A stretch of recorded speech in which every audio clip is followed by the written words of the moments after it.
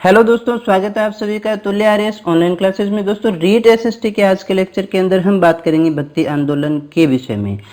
ये भक्ति आंदोलन जो है यूनिट 3 का पार्ट है। दोस्तों, यूनिट 3 में जो है मध्यकाल और आधुनिक काल दोनों दे रखे हैं। दोस्तों, ये जो यूनिट 3 है ये काफ़ी बड़ी है। दोस्तों, हम ऐसा कह सकते हैं कि 12 जो हमारे सिलेबस की यूनिट है उन सारी यूनिट्स में सबसे ज़्यादा सिलेबस इसी यूनिट के अंदर है। दोस्तों, छोटे छोटे टॉपिक्स के अंदर उसने दे तो दिया, लेकिन यहाँ हम ध्यान से देखें तो सारा हिस्ट्री ही इसमें समेट दिया गया है। देखो, इस यूनिट में जो हमें पढ़ना है वो है भक्ति आंदोलन और सूफी आंदोलन, मुगल राजपूत संबंध, मुगल प्रशासन और मध्यकालीन जो सारी सामाजिक आर्थिक सांस्कृतिक दशा है उसको देखना है।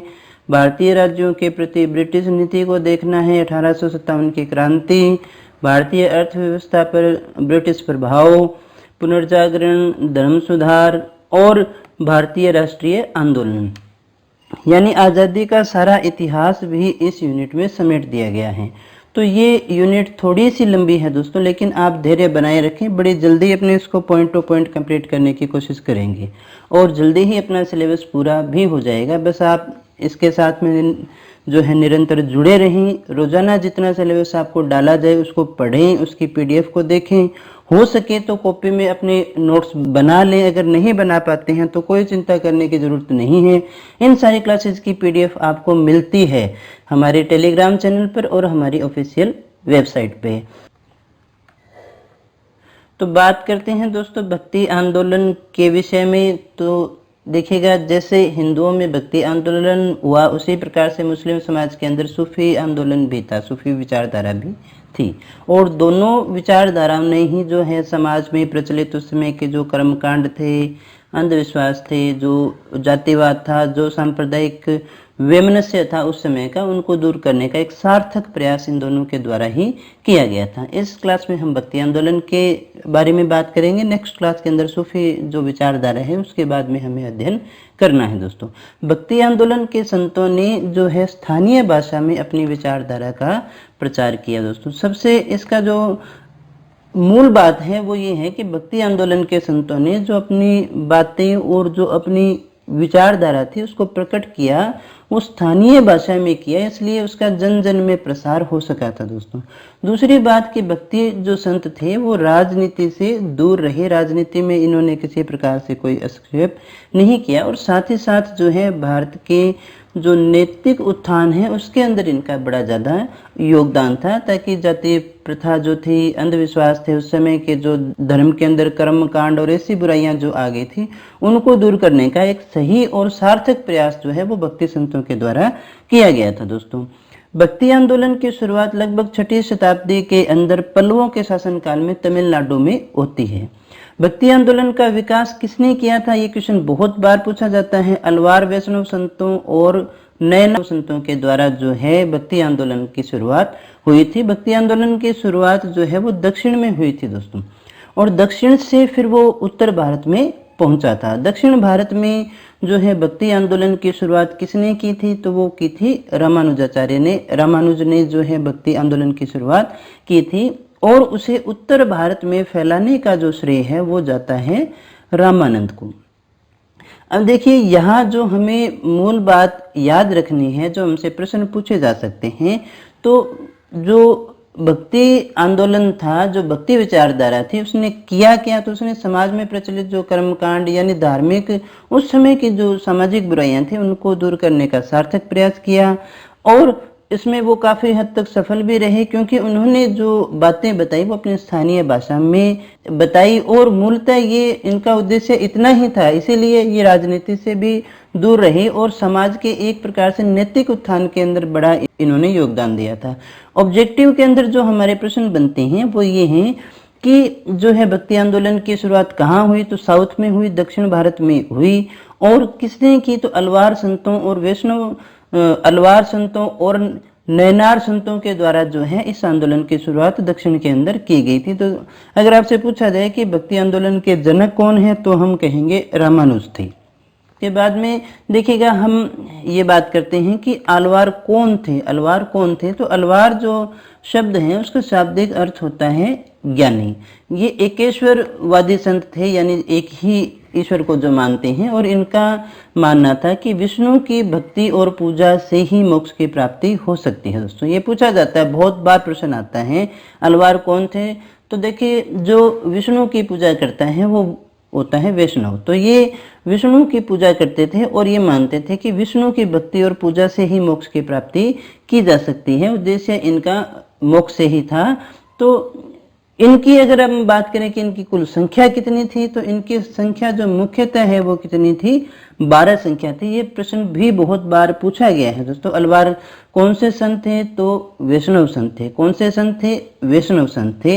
इनकी संख्या कितनी थी? तो इनकी संख्या थी 12। और इनके अंदर एक महिला संत भी थी जिसका नाम क्या था? अंडाल। क्या नाम था? अंडाल था। और ये भी बहुत बार पूछा गया है। फिर हम बात करें कि नैनार कौन थे? तो नैनार थे शिव। अलवार कौन थे? तो देखिएगा वैष्णव थे। और नैनार कौन से थे? शिव थे। शिव देखिएगा नेत्र होते हैं ना, त्रिनेत्र होते हैं, तो यहाँ भी न है। इस प्रकार से नाम याद रख लेना, अन्यथा जब परीक्षा में आता है तो परीक्षा का वातावरण थोड़ा सा तनाव भरा होता है दोस्तों, इसलिए हम वहाँ पर गलती कर दिया करते हैं। तो शिव के त्रिनेत्र थे। यानी जो नाम से शुरू होता है, न से शुरू होता है, नैनार, वो कौन सा हो गया? शिव भक्त हो गया। इनकी संख्या कितनी थी? इनकी संख्या 63 मानी जाती है। इनकी संख्या दोस्तों थोड़ी सी ज़्यादा थी। और इन दोनों के अंदर थोड़ा सा मतभेद भी था। और भक्ति आंदोलन का मुख्य उद्देश्य भी यही था कि अलवार और नैनार संतों के मतभेद को समाप्त करना और जो हिंदू धर्म संकट में है उसकी रक्षा करना। दोस्तों भक्ति आंदोलन का जो मुख्य उद्देश्य था वो था हलवार और नैनार संतों के बीच में जो मतभेद हैं उनको समाप्त करना और हिंदू धर्म की रक्षा करना। इसके बाद में हम बात करते हैं कि दक्षिण भारत में जो वैष्णव संत थे उनके द्वारा 4 मतों की स्थापना की गई थी। कौन से मतों की स्थापना की गई थी? 4 मतों की स्थापना की गई थी। और इनमें से लगभग क्वेश्चन आपसे पूछ लिया जाता है, इसको याद रखिएगा अच्छे तरह से। श्री संप्रदाय किसका था? श्री रामानुजाचार्य का था। और इन्होंने कौन सा सिद्धांत दिया था? विशिष्टाद्वैतवाद का सिद्धांत इनके द्वारा दिया गया था। फिर हम बात करते हैं ब्रह्म संप्रदाय की। तो ये किसके द्वारा चलाया गया? मध्वाचार्य के द्वारा चलाया गया। और इनका जो सिद्धांत था वो था द्वैतवाद। रुद्र संप्रदाय किसके द्वारा चलाया गया? विष्णु स्वामी के द्वारा। और इनका जो सिद्धांत था वो था शुद्धाद्वैतवाद।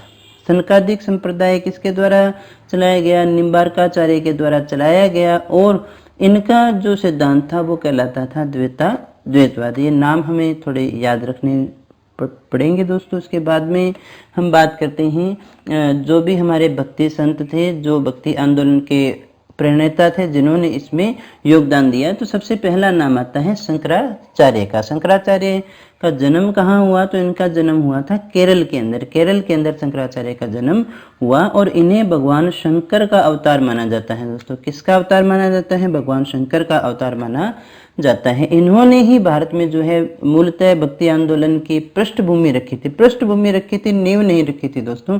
इन्हीं के बाद में जो आगे इसका प्रचार प्रसार हो पाया था। भक्ति आंदोलन की पृष्ठभूमि जो है शंकराचार्य के द्वारा तैयार की गई थी। इन्होंने ही हिंदू धर्म को पुनर्गठित करने के लिए देश के चारों कोनों में 4 मठ स्थापित किए थे दोस्तों। कितने मठ स्थापित किए थे? 4 मठ, जो आज भी हमारे लिए, हमारे हिंदू धर्म के लिए काफ़ी ज़्यादा महत्वपूर्ण माने जाते हैं। कौन कौन से थे? तो उत्तर में था बद्रीनाथ, जिसे हम ज्योतिर्मठ कहते हैं, ये कहाँ है? उत्तराखंड में है। दक्षिण में श्रृंगेरी पीठ है, ये कहाँ है? रामेश्वरम में। और पूर्व में कौन सी है? पुरी है, जिसे हम गोवर्धन मठ कहते हैं, ये कहाँ है? ये उड़ीसा के अंदर है। पश्चिम में द्वारिका है, जिसे हम शारदा पीठ के नाम से जानते हैं, और कहाँ है? ये गुजरात के अंदर है। यानी भारत के चारों कोनों में, उत्तर, दक्षिण, पूर्व, पश्चिम के अंदर। तो आप इसको याद रखिएगा दोस्तों। उत्तर में उत्तराखंड है। उत्तर में कौन सा है? उत्तराखंड है। ज्योतिजली, तो इसलिए हम इसे ज्योतिर्मठ कहते हैं बद्रीनाथ में। दक्षिण में श्रृंगेरी पीठ है, जो रामेश्वरम है, वही है दोस्तों। काफी प्रसिद्ध नाम है रामेश्वरम। तो पूर्व में पुरी, पैसे ही है पूर्व में पुरी, जिसे हम क्या कहते हैं? गोवर्धन मठ कहते हैं, उड़ीसा में है। और पश्चिम में द्वारिका है दोस्तों, गुजरात है। पश्चिम का हमारा लास्ट कोना तो द्वारिका है, जिसे हम शारदा पीठ के नाम से जानते हैं। ये जो है शंकराचार्य शैव और बौद्ध धर्म दोनों से ही प्रभावित थे दोस्तों, और बौद्ध धर्म के महायान शाखा से काफी प्रभावित होने के कारण इन्हें प्रच्छन्न बौद्ध भी कहा जाता है। प्रश्न पूछ लिया जाता है बहुत बार कि प्रच्छन्न बौद्ध हम किसे कहते हैं, तो शंकराचार्य को कहते हैं। अब देखिएगा यहाँ से जो प्रश्न बनने की संभावना है कि भक्ति आंदोलन की पृष्ठभूमि रखने वाले कौन थे, तो वो थे शंकराचार्य। हिंदू धर्म को पुनर्गठित करने के लिए 4 मठ किसने स्थापित किए, शंकराचार्य ने किए। कहाँ कहाँ किए, उनके नाम जो है हमें याद रखने हैं। प्रच्छन्न बौद्ध किसे कहा जाता है, तो शंकराचार्य को कहा जाता है दोस्तों। इसके बाद में इन्होंने देखिएगा जो सिद्धांत का प्रतिपादन किया था वो था अद्वैतवाद। तो शंकराचार्य ने कौन सा सिद्धांत प्रतिपादित किया था, अद्वैतवाद। अगले जो भक्ति आंदोलन के मुख्य व्यक्ति हैं उनकी बात करें तो वो हैं रामानुजाचार्य। यहाँ ये याद रखना दोस्तों कि कौन से थे, सगुण थे या निर्गुण थे। ये 2 प्रकार के भक्ति संत थे। सगुण कौन से होंगे, जो ईश्वर को साकार मानते हैं यानी उनकी मूर्ति होती है। और निर्गुण कौन से थे, जो ईश्वर को निराकार मानते हैं यानी ईश्वर का कोई आकार नहीं है। निर्गुण यानी उसका कोई गुण नहीं है। सगुण कौन से हो गए, जो सगुण मानते हैं यानी उनका रूप रंग आकार कुछ न कुछ है। तो सगुण थे, ऐसे प्रश्न पूछ लिए जाते हैं। और एक क्वेश्चन इस तरह से पूछा जा सकता है कि निम्न में से सगुण भक्त थे या निर्गुण भक्त थे। तो इस चीज का विशेषतः आपको ध्यान रखना है। रामानुजाचार्य को मध्य युगीन भक्ति आंदोलन के प्रवर्तक के रूप में जाना जाता है दोस्तों। हम ये बात पहले भी कर चुके हैं कि भक्ति आंदोलन के प्रवर्तक अगर आपसे पूछा जाए तो वो कौन होंगे, रामानुजाचार्य हैं। और यही थे मध्य युगीन भक्ति आंदोलन के प्रवर्तक। और इनका जो जन्म है वो 11वीं शताब्दी में होता है पेरामदूर तमिलनाडु के अंदर। इन्होंने जो सिद्धांत दिया वो सिद्धांत था विशिष्टाद्वैतवाद। तो यहाँ ये भी महत्वपूर्ण है और ये भी महत्वपूर्ण है और ये भी महत्वपूर्ण है। तीनों चीज़ें हमारे लिए इम्पोर्टेंट है दोस्तों। इनके प्रमुख ग्रंथ हैं जो हैं वो हैं गीता भाष्य, वेदांत सार और श्री भाष्य। इन्होंने श्री रंगपट्टम तमिलनाडु को अपना केंद्र बनाया। इनका जो मुख्य कार्य हुआ वो कहाँ हुआ, तो तमिलनाडु में हुआ। इन्होंने तमिलनाडु को केंद्र बनाया और इन्होंने बद्रिकाश्रम का विशाल मंदिर भी बनवाया। ये श्री राम की पूजा किया करते थे दोस्तों। किसकी पूजा करते थे, ये भी ध्यान रखना, श्री राम की पूजा किया करते थे। इन्होंने रामावत, रामानुज या श्री संप्रदाय भी चलाया था। इनका जो संप्रदाय है उसे हम क्या कहते हैं, रामानुज संप्रदाय, रामावत या श्री संप्रदाय कहते हैं दोस्तों। तो यहाँ याद रखना है हमें कि भक्ति आंदोलन के प्रवर्तक रामानुजाचार्य। कौन सा सिद्धांत, विशिष्टाद्वैतवाद। कहाँ के थे, तमिलनाडु के थे। ग्रंथ कौन से थे, गीता भाष्य है, वेदांत सार है और श्री भाष्य है। इनका मुख्य केंद्र कौन सा था, तमिलनाडु था। किसकी पूजा करते थे, श्री राम की पूजा करते थे, इसलिए रामावत या रामानुज संप्रदाय भी हम इसे कहते हैं दोस्तों। रामानुज को दक्षिण में विष्णु का अवतार भी माना जाता है। किसका अवतार माना जाता है, विष्णु का अवतार भी माना जाता है, क्योंकि इन्होंने दक्षिण भारत में भक्ति आंदोलन की शुरुआत की थी, इसलिए इन्हें विष्णु का अवतार भी माना जाता है दोस्तों। रामानुज जो है इन्होंने अद्वैतवाद का खंडन किया और अद्वैतवाद का खंडन करते हुए कहा कि जीव जगत और ईश्वर को ही मूल तत्व हमें मानना चाहिए। और कहा कि ईश्वर ही है जो सर्वोपरि, स्वतंत्र है और नियामक है दोस्तों। तो ये थी रामानुजाचार्य की कुछ बातें। उसके बाद में अगले जो हैं भक्ति संत की बात करें तो वो है निम्बार्काचार्य। ये भी कैसे थे, सगुण भक्त थे। कैसे थे, सगुण भक्त थे। इनका जो जन्म हुआ वो मद्रास के अंदर हुआ दोस्तों। कहाँ हुआ, मद्रास में। निम्बार्काचार्य कहाँ के थे, तो मद्रास के थे। ये कृष्ण को शंकर का अवतार मानते थे। किसका अवतार मानते थे, कृष्ण को शंकर का अवतार मानते थे। और निम्बार्काचार्य स्वयं को सुदर्शन चक्र का अवतार भी कहा जाता है। अगर आपसे पूछा जाए सुदर्शन चक्र के अवतार किसे कहा जाता है, तो निम्बार्काचार्य को कहा जाता है दोस्तों। इसके बाद में देखिएगा ये कौन से सिद्धांत को मानते थे, द्वैताद्वैतवाद, यानी द्वैत भी है और अद्वैत भी है। इसी कारण इनका सिद्धांत जो है द्वैताद्वैतवाद या भेदाभेदवाद कहलाया था। इनके द्वारा चलाए गए संप्रदाय को हम क्या कहते हैं, सनक या सनकादि संप्रदाय कहते हैं। इन्होंने कौन सा संप्रदाय चलाया, सनकादि संप्रदाय चलाया था। और इन्होंने राधा कृष्ण की भक्ति का उपदेश दिया था। यहाँ जो याद रखने वाली बात होती है दोस्तों, या तो किसी के अवतार होंगे तो वो हमें याद रखना है विशेषतः। किसके अवतार माने जाते हैं? सुदर्शन चक्र के ये अवतार माने जाते हैं। सिद्धांत कौन सा दिया ये याद रखना है, द्वैतवाद दिया। संप्रदाय कौन सा चलाया ये भी हमें याद रखना है, सनकादि संप्रदाय इन्होंने चलाया था। और किसकी भक्ति का उपदेश दिया था? तो राधा कृष्ण की भक्ति का उपदेश इनके द्वारा दिया गया था दोस्तों। अगर इनके मुख्य कार्य क्षेत्र की बात करें तो वो रहा था वृंदावन उत्तर प्रदेश। कौन सा रहा?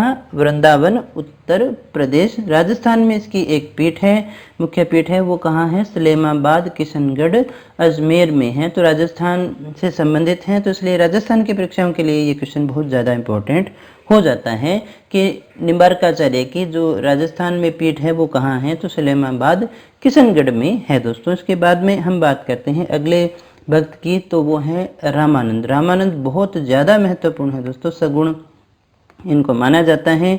उत्तर भारत में भक्ति आंदोलन के प्रवर्तक किसको माना जाता है? उत्तर भारत में कौन रहे? तो वो रहे थे रामानंद। कौन रहे थे? रामानंद रहे थे। इनका जो जन्म है वो 1299 के आसपास इलाहाबाद में कान्यकुब्ज नामक ब्राह्मण परिवार के अंदर इनका जन्म हुआ था दोस्तों। ये जो हैं इन्होंने राम की भक्ति का प्रचार किया। इन्होंने किसकी भक्ति का प्रचार किया?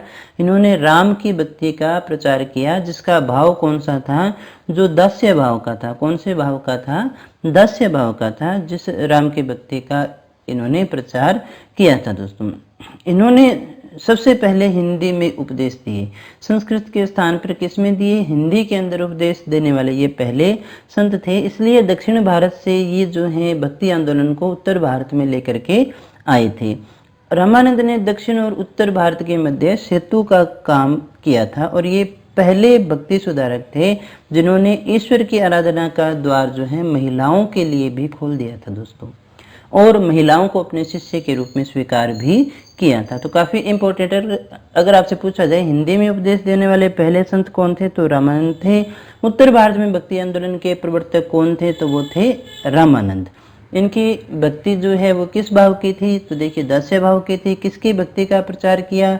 राम की भक्ति का प्रचार इनके द्वारा किया गया था। दक्षिण और उत्तर भारत के सेतु की बात करें तो वो कौन है? रामानंद ही थे।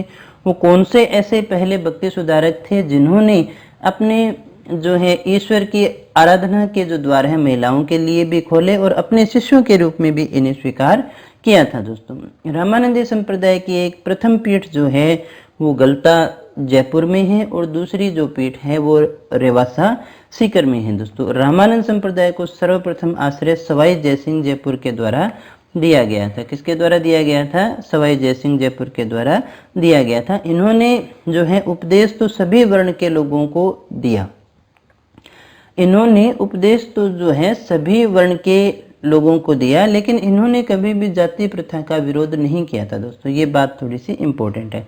इनके प्रमुख शिष्यों की संख्या 12 है, जो लगभग सभी जातियों से मुख्य अगर इनके जो शिष्य हैं उनकी बात करें, जिसमें जो थे दन्ना थे जो जाट थे, पीपा जो हैं वो राजपूत थे, कबीर जुलाहा थे, रेदास चर्मकार थे, और सेना नाई थे। तो इस प्रकार से हम देख सकते हैं इन्होंने जो उपदेश दिए, शिष्य बनाया, वो सभी वर्ण और सभी जाति के लोगों को बनाया था। लेकिन जाति प्रथा का जो विरोध है उसका उल्लेख हमें पढ़ने को नहीं मिलता है दोस्तों।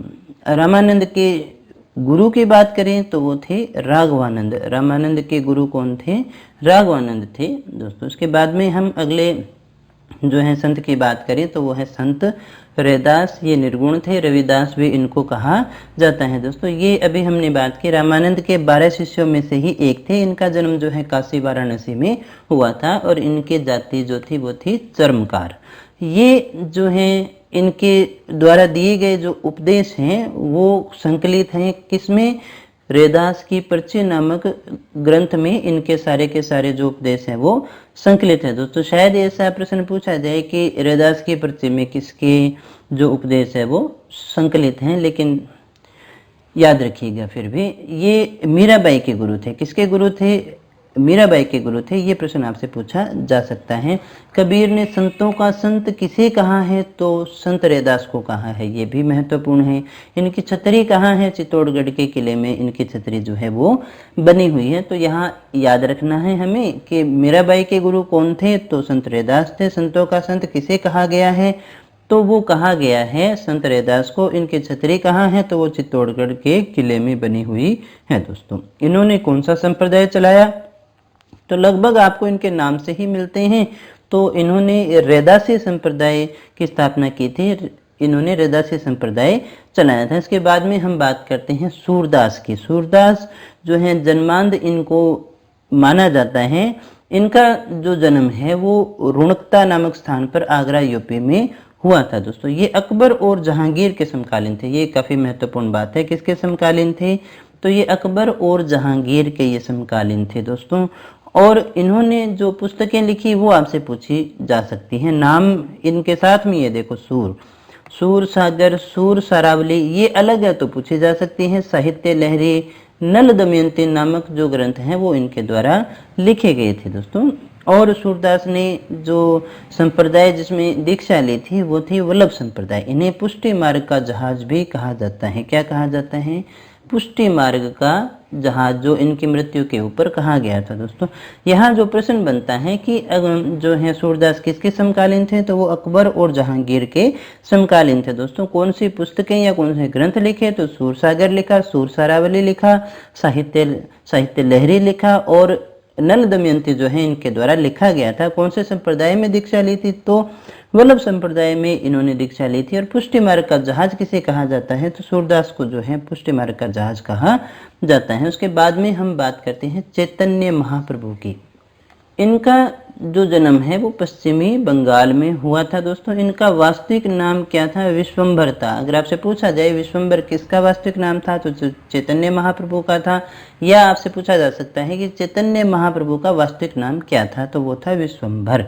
और इनके बचपन का नाम क्या था, निमाई। तो दोस्तों ये क्वेश्चन जो है इनके अंदर काफ़ी ज़्यादा महत्वपूर्ण होते हैं कि बचपन का नाम क्या था, मूल नाम क्या था। जहाँ साहित्य की बात हो, कुछ रचना की बात हो, हिंदी साहित्य में भी इस प्रकार के क्वेश्चन बहुत आते हैं और हिस्ट्री में भी इस प्रकार के क्वेश्चन पूछ लिए जाते हैं। तो इन पे विशेष आपको फोकस रखना होगा कि अगर आप भक्ति आंदोलन में किन्हीं प्रश्नों की बात करें तो सबसे पहले तो जो उठते हैं संप्रदाय कौन सा चलाया, इनके नाम क्या थे और सगुण थे या निर्गुण थे। इस प्रकार के प्रश्न जो हैं आपसे ज़्यादा पूछे जाते हैं।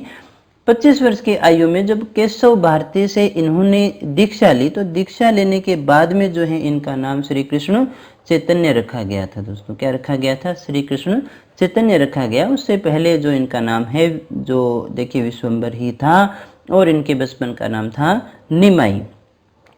इन्होंने गौड़िया संप्रदाय की स्थापना की। कौन से संप्रदाय की स्थापना की, तो वो है गौड़िया संप्रदाय, जिसके प्रधान पीठ जो है वृंदावन मथुरा में थी, लेकिन वर्तमान में जो है जयपुर में इनके प्रधान पीठ है। दोस्तों इसके बाद में हम बात करें उड़ीसा के राजा इन्हें कृष्ण का अवतार मानते हैं। अब प्रश्न बन गया है कि कृष्ण का अवतार किसे माना जाता है, तो चैतन्य महाप्रभु को किसने कहा, उड़ीसा के राजा ने इन्हें कृष्ण का अवतार माना था। दोस्तों कौन से संप्रदाय की स्थापना की थी, गौड़िया संप्रदाय की स्थापना इनके द्वारा की गई थी। दोस्तों बचपन का नाम था निमाई और वास्तविक नाम था इनका विश्वंभर। ये जो सबसे ज़्यादा चर्चित रहे, सबसे ज़्यादा इनको जाना जाता है वो इसलिए क्योंकि भक्ति में जो कीर्तन चलता है उस कीर्तन की शुरुआत करने वाले ये पहले संत थे। इनके जो भक्त हैं वो इन्हें गौरांग महाप्रभु के नाम से पूजते थे। किस नाम से पूजते थे, गौरांग प्रभु महाप्रभु के नाम से इनकी पूजा की जाती थी। तो आपसे पूछा जाए कि भक्ति के अंदर कीर्तन को लाने वाले कौन थे, तो वो थे चैतन्य महाप्रभु, इसलिए काफ़ी ज़्यादा ये इम्पोर्टेंट है। दोस्तों इसके बाद में अगले जो संत की बात करें तो वो हैं वल्लभाचार्य। भक्ति आंदोलन के संत की बात करें तो वो हैं वल्लभाचार्य। इनका जो जन्म है वो वाराणसी में हुआ। ये विजयनगर के राजा कृष्णदेव राय के समकालीन थे। इन्होंने कृष्ण की उपासना जो है वो श्रीनाथ के नाम से की थी। किस नाम से की थी, श्रीनाथ के नाम से इन्होंने श्री कृष्ण की उपासना की थी। दोस्तों इन्होंने कौन सा संप्रदाय चलाया, तो इन्होंने वल्लभ संप्रदाय की स्थापना की थी। इन्होंने शुद्धाद्वैतवाद भी शुरू किया था। तो कौन सा वाद शुरू किया था? शुद्धाद्वैतवाद। कौन सा संप्रदाय चलाया था? तो वल्लभ संप्रदाय इनके द्वारा चलाया गया था दोस्तों।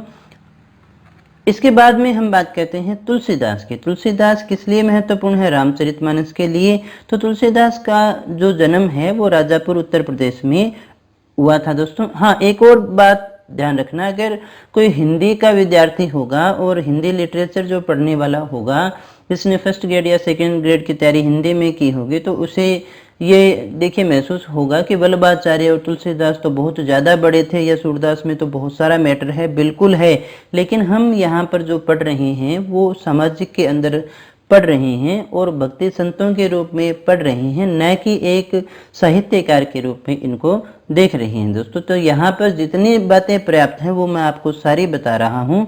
कहीं आप ये न सोचें कि वो साहित्य का पूरा मैटर अगर हम यहाँ पढ़ाना शुरू कर दें तो फिर तो साल भर में भी शायद ये पाठ्यक्रम आपका कंप्लीट न हो पाए दोस्तों। तो इतना हमें पढ़ना भी नहीं है।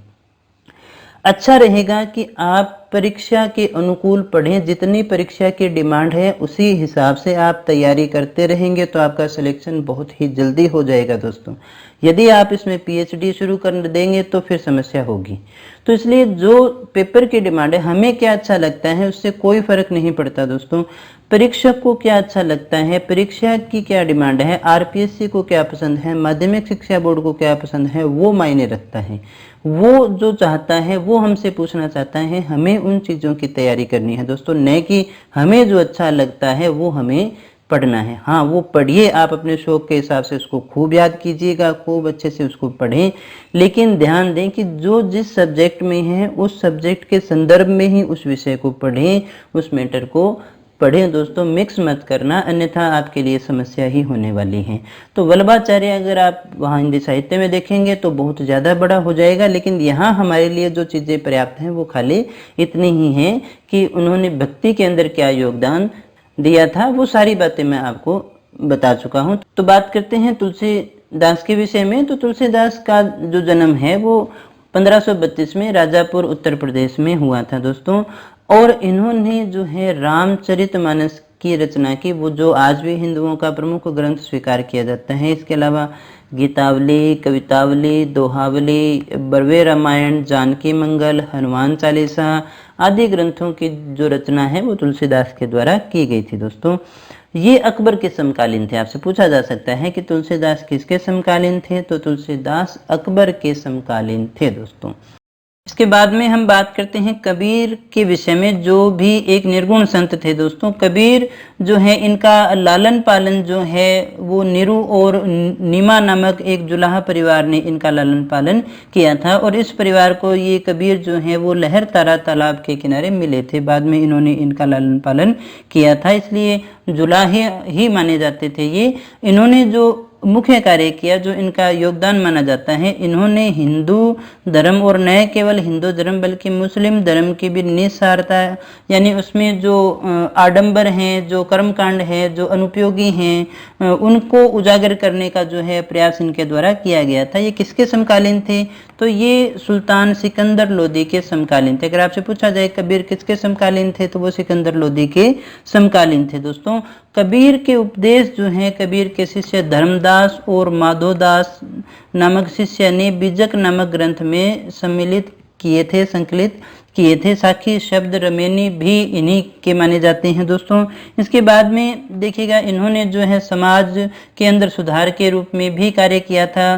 सामाजिक कुरीतियों का इन्होंने विरोध भी किया था, धार्मिक आडंबरों का भी विरोध इनके द्वारा किया गया था। जैसे मूर्ति पूजा है, अवतारवाद है, जाति पाति की जो सामाजिक व्यवस्थाएं थी, जो अनुपयोगी थी, उनकी निंदा भी इनके द्वारा की गई थी। और इन्होंने एक पंथ भी चलाया जिसे कबीर पंथ के नाम से जानते हैं। कबीर जो है वो पहले ऐसे संत माने जाते हैं जिन्होंने गृहस्थ रहते हुए भी भक्ति के उपदेश जो हैं दिए थे दोस्तों। अंत में हम बात करें कबीर की मृत्यु, तो कबीर की जो मृत्यु है मगहर नामक स्थान पर उत्तर प्रदेश में हुई थी दोस्तों। बाकी कबीर के बारे में बहुत सारी कहानियां प्रचलित हैं दोस्तों, लेकिन मुख्य बातों को हमने यहाँ पर देख लिया दोस्तों। कबीर कैसे थे? निर्गुण थे। ये जो राम का नाम बोलते हैं वो भी निर्गुण राम है, वो श्री राम वाले राम नहीं है दोस्तों। इन्हें लहरतारा तालाब के किनारे पाया गया था नेहरू और निमाल नामक जुलाहा परिवार के द्वारा। तो ये लहरतारा वाला जो प्रश्न है वो कई बार पूछा गया है। इन्होंने धार्मिक जो आडंबर थे उनको समाज के सामने लाने का प्रयास किया था, दूर करने की भी कोशिश की थी। ये सिकंदर लोदी के समकालीन थे। इनके जो उपदेश हैं वो बीजक नामक ग्रंथ में संकलित है दोस्तों। इन्होंने जो पंथ चलाया उसे कबीर पंथ के नाम से जानते हैं, और इनकी जो मृत्यु है वो उत्तर प्रदेश के मगहर नामक स्थान पर हुई थी। इसके बाद में जो हम बात करें तो वो अगले संत हैं संत पीपा। कौन से थे? तो देखिए निर्गुण ही थे। इसके बाद हमने पीछे भी की थी कि ये जो अपने रामानंद के 12 शिष्य थे उनमें से ही एक थे। जो इनका वास्तविक नाम है आपसे पूछा जा सकता है। इनका वास्तविक नाम था प्रताप सिंह खिची। कहाँ के शासक थे? ये गागरोन के शासक हुआ करते थे दोस्तों। ये एक शासक थे, बाद में ये क्या बन गए? संत बन गए थे। किसके ये शिष्य हुआ करते थे? रामानंद के ही 12 शिष्यों में ये एक थे, रामानंद के शिष्य थे। और आपसे पूछा जाए कि भक्ति आंदोलन के राजस्थान में अलग जगाने वाले पहले संत कौन थे? तो राजस्थान में जो है भक्ति आंदोलन के अलग जगाने वाले पहले संत थे संत पीपा। इस नाम को याद रखना। राजस्थान में भक्ति आंदोलन की अलग जगाने वाले पहले संत कौन थे? तो वो थे संत पीपा। इनका जो मंदिर है वो समदड़ी बाड़मेर में है। इनकी गुफा जो है वो टोडा ग्राम टोंक में है, जहाँ ये कुछ समय रहे थे और इसके अंदर जो अपना ध्यान भजन जो है वो किया करते थे। और इनकी जो छतरी है वो गागरोन झालावाड़ में है। इनकी छतरी कहाँ है? गागरोन झालावाड़ में इनकी छतरी बनी हुई है। इसके बाद में हम बात करते हैं संत धन्ना की। संत धन्ना भी निर्गुण थे। संत धन्ना जो है इनका जो जन्म है वो धुवन टोंक में एक जाट परिवार में हुआ, राजस्थान में हुआ। और संत धन्ना भी रामानंद के शिष्य थे दोस्तों। किसके शिष्य थे? रामानंद के शिष्य थे। यहाँ जो इम्पोर्टेंट बात है वो ये है कि राजस्थान में भक्ति आंदोलन को शुरू करने का श्रेय किसको जाता है? तो राजस्थान में भक्ति आंदोलन को शुरू करने का जो श्रेय है वो धन्ना जी को जाता है। धन्ना जी ही थे जिन्होंने राजस्थान में भक्ति आंदोलन को शुरू किया था दोस्तों। इसके बाद में हम बात करें दादू दयाल की, तो देखिएगा दादू दयाल जो थे इन्होंने दादू पंथ चलाया था। दादू के जन्म की बात करें तो दादू का जो जन्म है वो अहमदाबाद में हुआ, लेकिन इनकी मृत्यु जो है वो नारायणा जयपुर में हुई थी दोस्तों। वहीं इनकी मुख्य कार्यस्थली भी मानी जाती है। कि अगर आपसे पूछा जाए किसके समकालीन थे तो ये अकबर के समकालीन हुआ करते थे। दादू किसके समकालीन थे? अकबर के समकालीन थे। ये क्वेश्चन भी कई बार पूछा गया है कि ये किसके शिष्य थे? तो ये कबीर के ही शिष्य वृद्धानंद जी के शिष्य थे दोस्तों। किसके शिष्य थे? कबीर के शिष्य वृद्धानंद जी के शिष्य थे। इन्होंने जो है ब्रह्म संप्रदाय और दादू संप्रदाय की स्थापना की। इन्होंने निपख आंदोलन भी चलाया था दोस्तों। इन्हें राजस्थान के कबीर भी कहा जाता है। इनके उपदेश की भाषा की अगर बात करें तो देखिए स्थानीय भाषा ही जो संतों की मुख्य विशेषता थी, तो इन्होंने भी स्थानीय भाषा में उपदेश दिए। जो जयपुर की स्थानीय भाषा ढूंढाड़ी है वो मानी जाती है। और इनके जो उपदेश हैं वो दादूरी वाणी दादूजीरा दोहा नामक ग्रंथों में संकलित है दोस्तों। इन्होंने जो है अकबर से फतेहपुर सीकरी में ज्ञान चर्चा की थी और इन्होंने अकबर को वहां पर उपदेश भी दिए थे। दादू जो है इन्होंने मूर्ति पूजा, जाति प्रथा, कर्मकांड आदि का विरोध किया था दोस्तों। ये बात भी काफी इम्पोर्टेंट है कि इन्होंने जो है मूर्ति पूजा, जाति प्रथा व कर्मकांड का विरोध किया था। और ये गृहस्थ थे और मानते थे कि गृहस्थ जीवन आध्यात्मिक उन्नति के लिए अधिक उपयुक्त है। तो ये एक अलग प्रकार की बात होगी। गृहस्थ थे इसलिए गृहस्थ को ही मानते थे कि आध्यात्मिक उन्नति के लिए ये भी उपयुक्त है, अधिक ज़्यादा उपयुक्त है। दादू पंथ के जो सत्संग स्थल है उन्हें हम अलख दरीबा के नाम से जानते हैं। दादू पंथ के जो सत्संग स्थल है उन्हें हम क्या कहते हैं? अलख दरीबा कहते हैं दोस्तों। गुरु नानक की बात करें तो सिख संप्रदाय के अंदर ये काफ़ी इम्पोर्टेंट है दोस्तों। देखिए गुरु नानक भी निर्गुण थे। इनका जो जन्म है वो पाकिस्तान में हुआ था। तलवंडी यानी ननकाना साहिब पंजाब पाकिस्तान के खत्री परिवार में इनका जन्म हुआ था दोस्तों। ये क्वेश्चन बहुत बार पूछा जाता है। ये भी कबीर की तरह निर्गुण ईश्वर के उपासक थे और जाति पांति और आडंबरों में विश्वास नहीं करते थे दोस्तों।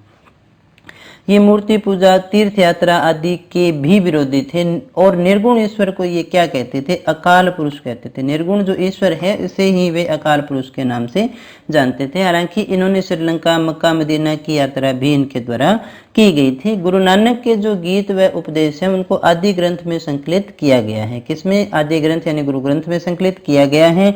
गुरु नानक का जो निधन है वो करतारपुर में हुआ था दोस्तों। और ये किसके समकालीन थे? तो बाबर और हुमायूं के समकालीन थे दोस्तों। किसके समकालीन थे? ये बाबर और हुमायूं के समकालीन थे। रबाब नामक लोकवाद्य ये बजाते थे, उसके साथ साथ में गाते भी थे। इनके शिष्य जो थे, मुख्य शिष्य मर्दाना जो थे, वो सारंगी भी बजाया करते थे, साथ में सारंगी बजाते थे, फिर ये गीत गाया करते थे। इनकी जो अनेक कविताएं हैं उनका संकलन गुरु अर्जुन देव के द्वारा किया गया था दोस्तों। इसके बाद में हम बात करते हैं शंकर देव की। तो शंकर देव ने असम में भक्ति आंदोलन को लोकप्रिय बनाया। असम में भक्ति आंदोलन को लोकप्रिय बनाने वाले कौन थे? तो वो थे शंकर देव। शंकर ने एक शरण संप्रदाय की स्थापना की थी। कौन से संप्रदाय की? शरण संप्रदाय की जो स्थापना है वो शंकर के द्वारा की गई थी। इनके धर्म में सन्यास का कोई स्थान नहीं था, सन्यास को कोई स्थान ये नहीं देते थे। इन्होंने गृहस्थ जीवन व्यतीत किया। शंकर जो थे मूर्ति पूजा के विरोधी थे। किसके विरोधी थे? मूर्ति पूजा के ये विरोधी थे। शरण संप्रदाय इनके द्वारा चलाए गए और ये सन्यास को कोई स्थान नहीं दिया करते थे, इसलिए गृहस्थ जीवन भी जीते थे। ये एकमात्र कृष्ण वैष्णव संत थे जिन्होंने मूर्ति के रूप में कृष्ण पूजा का विरोध किया था दोस्तों। एकमात्र ऐसे कृष्ण वैष्णव संत जिन्होंने मूर्ति के रूप में कृष्ण पूजा का विरोध किया था। इसके बाद में हम बात करें, ये उत्तर भारत की महाराष्ट्र में जो भक्ति आंदोलन हुआ उसकी अगर हम बात करें तो महाराष्ट्र में जो भक्ति आंदोलन है वो पंढरपुर के देवता विठोबा या विठल देव के मंदिर के चारों ओर ही केंद्रित था। वहीं उसके आसपास ही ये चर्चित रहा था, वहीं इनकी मुख्य कार्यस्थली रही थी दोस्तों। विठोबा कौन है? तो विठोबा को श्री कृष्ण का अवतार माना जाता है दोस्तों। महाराष्ट्र जो धर्म है वो दो संप्रदायों में बंटा हुआ था, एक था वारकरी और एक था धरकरी। वारकरी कौन थे? जो विठोबा के सौम्य भक्त हुआ करते थे, ये अधिक भावुक और सैद्धांतिक थे। धरकरी कौन थे? ये रामदास पंथ के अनुयायी थे, ये अधिक तार्किक और व्यवहारिक हुआ करते थे दोस्तों। इसके बाद में देखिएगा विठोबा पंथ के 3 महान संत हुए थे, गुरु ज्ञानेश्वर, ज्ञानदेव और तुकाराम। ज्ञानेश्वर या ज्ञानदेव की बात करें तो इन्होंने मराठी के अंदर भागवत गीता पर ज्ञानेश्वरी नामक टीका लिखी थी। भागवत गीता पर ज्ञानेश्वरी टीका किसने लिखी थी? तो ज्ञानेश्वर या ज्ञानदेव ने लिखी थी। और अमृतानुभव और चंगदेव प्रशस्ति भी इनके द्वारा लिखी गई थी। ये इनकी मुख्य बात थी। नामदेव की बात करें तो नामदेव जो है इनका जन्म दर्जी परिवार में हुआ था। किस परिवार में हुआ? दर्जी परिवार में हुआ। हालांकि युवावस्था में ये डाकू का जीवन व्यतीत किया करते थे, लेकिन बाद में ये प्रेरणा स्रोत के रूप में संत बने और नामदेव ने वारकरी संप्रदाय की विचारधारा को लोकप्रिय बनाने का कार्य किया था। ये विठोबा के परम भक्त हुआ करते थे दोस्तों। नामदेव ने दिल्ली में सूफी संतों के साथ में वाद विवाद भी किया था। ये महत्वपूर्ण है कि दिल्ली में सूफी संतों से वाद विवाद करने वाले कौन थे? तो वो थे नामदेव। नामदेव ने हरि नाम से ईश्वर की उपासना करने पर बल दिया था, उपदेश दिया था। किस नाम से? हरि नाम से ईश्वर की उपासना करनी चाहिए। इसके बाद में हम तुकाराम की बात करें तो ये देखिएगा शिवाजी के समकालीन थे। किसके समकालीन थे? शिवाजी के समकालीन थे और शूद्र हुआ करते थे। ये रोज विठोबा को अपने हाथों से पूजा करते थे। तुकाराम, ज्ञानदेव और एकनाथ की जो शिक्षाएं हैं वो अभंग के रूप में संकलित है। किसके रूप में संकलित है? अभंग के रूप में संकलित है। और तुकाराम ने वारकरी संप्रदाय की स्थापना की थी। तुकाराम ने कौन से संप्रदाय की स्थापना की थी? वारकरी संप्रदाय की जो स्थापना है वो तुकाराम के द्वारा की गई थी दोस्तों। इसके बाद में हम बात करें एकनाथ की तो एकनाथ जो है इनका जन्म पैठण औरंगाबाद में हुआ था। ये अत्यधिक दयालु प्रवृत्ति के थे। किस प्रवृत्ति के थे? दयालु प्रवृत्ति के थे। इन्होंने जो है ज्ञानेश्वरी का विश्वसनीय संस्करण है वो प्रकाशित करवाया था। जो भगवत गीता पे लिखी हुई जो टीका थी ज्ञानेश्वरी था, उसका एक संस्करण है वो प्रकाशित करवाने का कार्य किया था। एकनाथ ने भगवत गीता के 4 श्लोकों पर टीका भी लिखी थी। एकनाथ की कविताएं भी अभंग के नाम से ही जानी जाती है। रामदास की बात करें तो इनका जन्म 1608 में हुआ।